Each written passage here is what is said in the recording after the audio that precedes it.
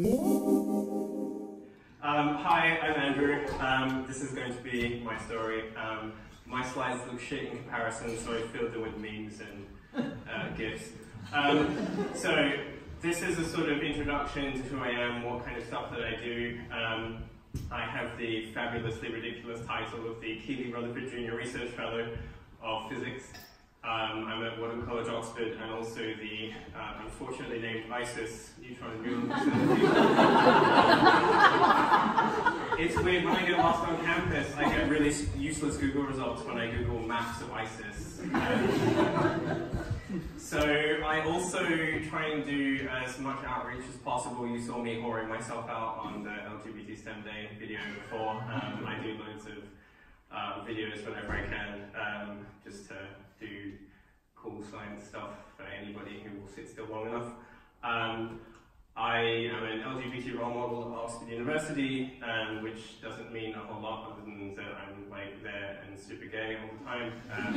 Possibly we're going to be launching an LGBT mentoring program next year, which I'm quite excited about. I'm a member for the Inclusion Group for Equity in Research in STEM, which you can possibly guess is we came up with the acronym before the name, because of tigers. But we're basically a bunch of activists who are all academics for the most part. We're doing a lot of campaigning for diversity in STEM fields, and particularly we're pressuring the UK government to look into equity in research funding. I also pick really heavy stuff up and put it down again, moderately heavy. And that, plus my love of donuts, is why I'm about to break the shirt. I came here by a relatively straightforward path of least resistance, I guess. I sort of grew up in a really small rural backwater in Australia, which has only 2 million people in it, called Perth. Which is, you know, you talk to Australians and they're like, oh, Perth is a tiny, tiny shithole town, because it only has, I love it, it's okay, I just say what other people say about it. But yeah, so I went to a relatively crappy school in an outer suburb of Perth. Something like 2/3 of my classmates actually obtained a high school graduation certificate, and like 10% of us went in my graduating class of 100 and something, went to university. I did the sensible thing and did absolutely shit all the year after I graduated high school.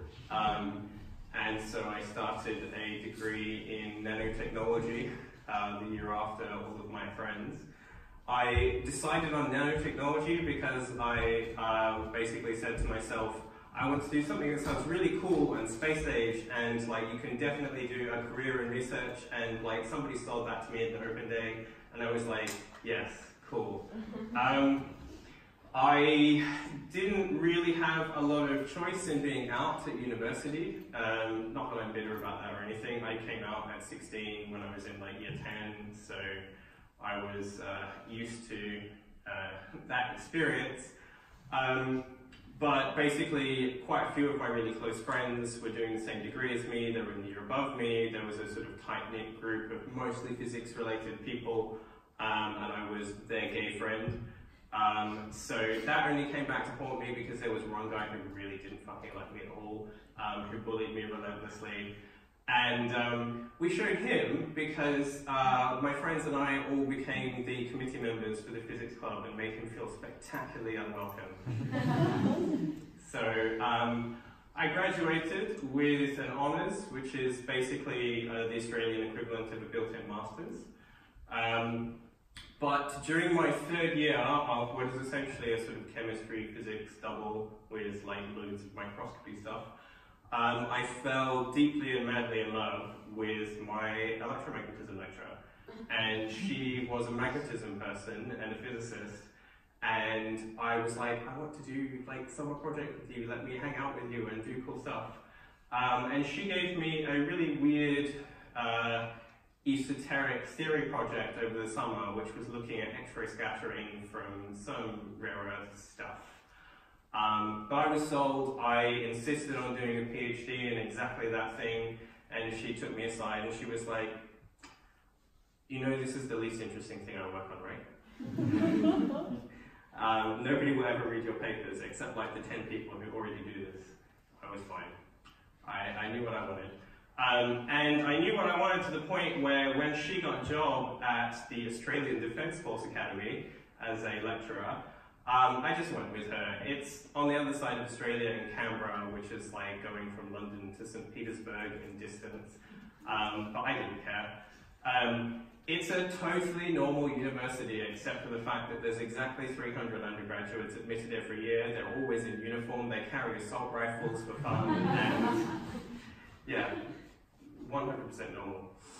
I finished my PhD in really atrociously on-record time, by Australian standards, 4.5 years. So then I was like, in basically something that would sort of summarize the rest of my career, I thought, do I want to do anything in physics actually, or do I want to go into industry? I'll apply for physics jobs anyway.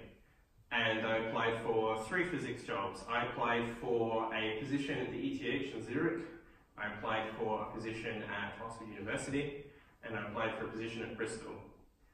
And the only person who bothered to interview me was Oxford, and they were like, yeah, we want someone who does X-ray scattering. So I went there, and I did basically no X-ray scattering for the next 7 years. Instead, I just picked up loads of neutron scattering, because it's weird how things work out. I mean, I was also hired to work on a particular research project, which I did literally 0 experiments on, so it's very weird the way that sort of thing shakes out. I have held various tenuous positions at Oxford, mostly since then. So I was a postdoc for 3 years. I had a little bit of bridging funding. I had a little bit more bridging funding. I applied for a postdoc at the Helmholtz Zentrum in Berlin, and they wanted someone who was going to be there for 5 years. I was like, ooh, you didn't say that in the job advertisement. So as a compromise, they had me out as visiting researcher for 6 months. Which I think, you know, you can probably guess, being a visiting researcher with no direct oversight in Berlin in summer, I was hugely productive. And then I came back, and again, I was like, oh, do I really want to do physics? I'm getting to the point where I've been a postdoc for 5 years at this point. Okay, well, there's this job going, and someone said I should apply for it anyway. And I didn't get it, actually. I was shortlisted. I was the backup candidate, but their first choice candidate dropped out. So here I am. Hi. And that was 2 years ago, and so I'm currently somewhere between here and here, and neither of those look anything like the view from my office. In this case, slightly sad, although it's a bit windy. In this case, super glad, because the sound of compressors drives me insane. I'm going to tell you some stuff about magnets. You will have to excuse me if some of it's going to be a little bit hand-wavy. This is a talk that I usually give in like 20 minutes, and I've probably got less than 10 minutes left. The upshot of it is, you will know something about magnets that is unknown to the vast majority of people who have finished an undergraduate degree in physics. So, there you go. This bit, though, probably will be more straightforward. What happens when you cut a bar magnet in half? Can I have an answer from the audience? Yeah, you get 2 totally identical magnets. But what if you keep cutting? Where does the madness end? Technically, the madness ends like at the point of subatomic particles, but I really don't care about those, sorry. I'll stop at atoms. I can go as far as electrons, but I prefer not to. Atoms themselves behave very much like bar magnets. You get the right number of electrons in an atom, and you'll get something which has a net magnetic moment. It behaves a little bit differently, but more or less the rules are the same. We can forego any of the technicalities. But when you get a collection of atoms together which behave individually like bar magnets, and you smush them into a solid, will you always get a bar magnet? turns out, generically no. Things which give you an iron metal like bar magnet sort of behavior are in the minority amongst all of the magnetic systems that exist. Broadly speaking, there is an interaction. Sorry for the equation, you could ignore it if you really want. Basically, all this equation says is that you can pretend that the atomic bar magnets are vectors, and the interaction between them goes like a dot product. So it basically says it's maximal either when they're in the same direction or the opposite direction to each other. Therefore, the sign of the interaction between the atoms is what matters. If it's positive in this convention, then you'll get a bar magnet. They'll all want to point in the same direction because this makes this as negative as possible. And that's fine. That's something that the vast majority of people will look at and say, by golly, that is probably a magnet. If it's negative, though, you get this thing where the atoms have a really well-defined arrangement of their little atomic bar magnets. But if you were to hold it against your fridge, you would be super disappointed, because half the atoms are pointing in one direction, half the atoms are pointing in the other direction, and so they all average out to 0. But I would definitely call that a magnet, and I find those way more interesting for the most part, and they tend to give you a lot more weird, exciting surprises when you do stuff to them. This is what we call a ferromagnet, and this is what we call an anti-ferromagnet, because we are so creative. What separates these two things, actually, is if you like pop science, particle physics-y sort of books, is the different types of broken symmetries that they have. So, a single magnetic moment breaks what we call time reversal symmetry. If you imagine that you have a current spinning in a loop, if it spins in one direction, you get a north pole and south pole in one sense. If you reverse the little movie of this, or if you reverse the direction of time, it spins in the opposite direction, but then the direction of the magnetic moment reverses, just because of the laws of electromagnetism.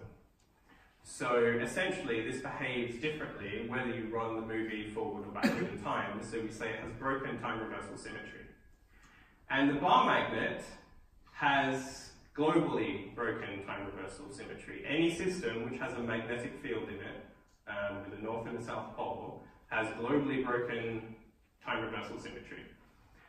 This is what we call the Mexican hat potential, because apparently it's like a Mexican hat. But basically, you have a system which is unstable to forming something magnetic. At high temperatures, it sort of flops back and forth between them. All your little atomic moments are fluctuating around because they have some amount of thermal energy available to them. But what's different between this ferromagnet and this antiferromagnet is that in this case, because the atoms are not fluctuating, they're rigid, they're sat there, but they are opposite to one another, so it goes up, down, up, down, up, down. It has broken local time reversal symmetry. So time reversal is broken on every single atom, but if you zoom out, there's no net magnetic fields, and there's no sort of north pole and south pole. So globally, as far as the universe is concerned, time reversal symmetry is not broken. And this will, to some extent, play a little bit of a role in what happens when we consider some quantum mechanical effects. But is that the end of the story for regular magnets? Does every single regular magnet become a ferromagnet or an antiferromagnet? And the answer is to first order probably, but not to higher order. Because what we've considered so far is just a system where you care what your friends are doing, people right next to you. If suddenly you start paying attention to the alignment of the people further away from you, if you're, say, you want to be an antiferromagnet, you want to be opposite to your neighbor, but you also want to be opposite to their neighbor, then this is quite difficult to satisfy. And for certain ratios of interactions, you get a cool little spiral. And you might say, but Andrew, how often does that happen? Why do you have this like incredibly restrictive set of circumstances in which this occurs? But the reality is that this happens in loads of things, especially oxides of transition metals and every single rare earth, just about. So all of your lanthanide elements, at some temperature, well below room temperature usually, they will do something very much like this. They will also do a whole bunch of other stuff. And some of it's well beyond what I can explain in 10 minutes. But this is one of the things that they will do. They will form a spiral magnetic phase. This is always called an antiferromagnet because, again, global time reversal symmetry is not broken, but because it's a spiral, it's cooler. And it has certain properties as well because it breaks a different symmetry, which is spatial inversion symmetry. So spirals are always left-handed or right-handed. And this actually strongly influences the properties of these materials. Quartz is an excellent example of something which is handed. Crystals of quartz are either left-handed or right-handed. So if you pass light through them, it automatically becomes circularly polarized. Alright, so I promised there would be some quantum stuff, and there will be. Before we pretended that the atomic bar magnets are vectors, so they are nice things which can be in any direction we want. But now I'm going to say that they're gross quantum things and they can be up or down only. And this has some consequences for the equations that govern what the behavior of the system is going to be. There is a requirement in quantum mechanics that h psi equals e psi, which is basically that if your state is a ground state of the system, then operating your equation on it tells you the energy of that state and does nothing else. Unfortunately for the antiferromagnet, operating H on it swaps it into the other possible antiferromagnet because this choice is exactly the same as this choice. This is our Mexican hat, but we break local time reversal symmetry in a completely different way. And this is a problem because that means that's not a state of this system. That is not a possible thing that you can have in quantum mechanics. And my students at this point, like when we get to the very end of the section on magnetism, start going, what? The people who have remembered enough of their quantum mechanics by that point go, oh, that's easy. If it's not A or B, obviously it's A plus B. And that's actually fine. Unfortunately, we have to then understand what the fuck this is. So I've basically said that my pair of atoms is both up-down and down-up at the same time. So this becomes a really weird quantum object. These actually become, in a sense, quantum entangled, and actually, I think not in a sense, in like literally quantum entangled. So every single pair of atoms forms this object, which is not just sort of quantum entangled, but because it's simultaneously up, down, and down, up, it's not even magnetic. Because if you are simultaneously down and up, you've gone from, at some temperature, behaving like a simple atomic magnet which is fluctuating around because of temperature, to suddenly you are both in one direction and in the opposite direction, and so your average is 0. So below some critical temperature, this system, when quantum effects are important, goes from being something which is indistinguishable from the high temperature version of an antiferromagnet, which is classical, to something which is not actually a magnet in a proper sense at all, because all of the magnetic moments vanish.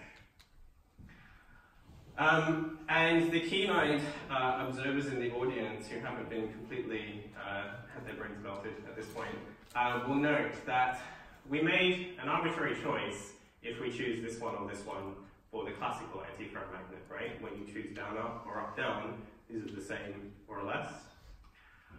And I've chosen A and B, not B and C, when I create my set of paired atoms, and that was, Andrew, a totally arbitrary choice. So when you come to a real system, what you actually have is a really gross sort of macroscopically quantum object where all possible choices of pairing of atoms is true at the same time. And you get what is called the resonating valence bond liquid, and you can take that to the bank, which is a very simple, believe it or not, example of what we call a quantum spin liquid.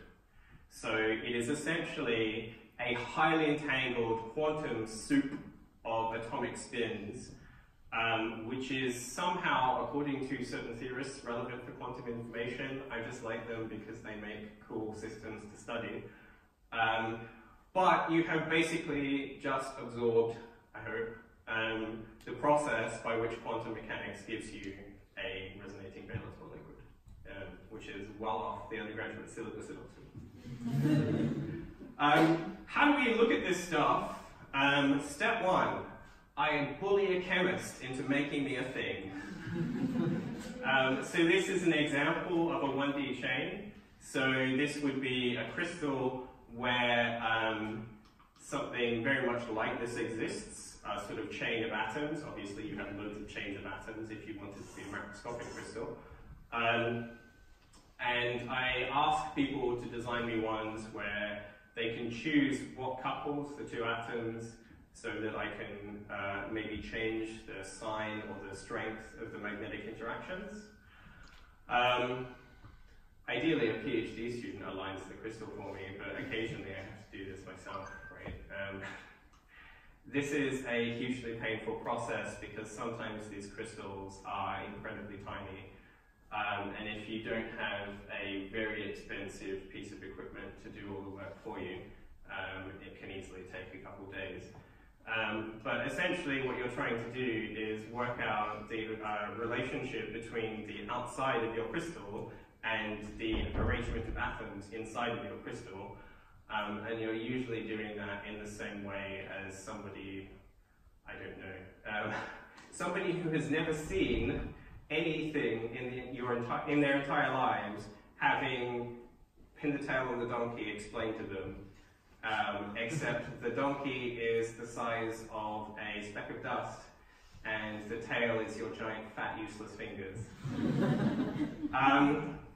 You then, hopefully without dropping it, because, oh my god, I've done that before, take your crystal to somewhere like the ISIS neutron and muon facility. Seriously, you think that's funny. Like, one person I know broke down in tears because he dropped the world's largest crystal of something and it fell through the grating in the floor, and the world's largest crystal of that something was like 0.5 millimeter. 6 months of somebody's life. Gone. Hilarious. So, yeah, basically here what you have is a big beam of protons. It smashes into a brick of tungsten. The tungsten atoms get very agitated, and when they do that, they kind of explode a little bit. Neutrons go everywhere. Nobody dies because we have lots of shielding. The neutrons are sort of funneled down a tunnel. Your sample, your tiny, tiny crystal, is sat in the middle of this orange block here. The orange block is kind of about my size. You make it very big so that you can get everything very cold. And then neutrons scatter off your crystal. You get some scattering which changes as a function of direction and energy. And if you're really lucky, you get a model which describes vaguely that scattering. And that is basically how that works in slightly more than 30 seconds. But there you go. Thank you very much.